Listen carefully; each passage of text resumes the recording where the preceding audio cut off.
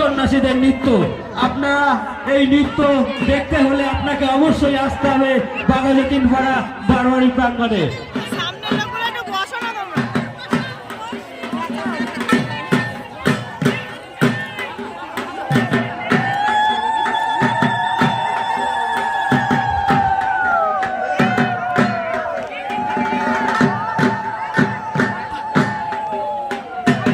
আমাদের সামনে সুন্দরভাবে বাঘাযতীনপাড়ার গাজন সন্ন্যাসী নৃত্য পরিবেশন করছে।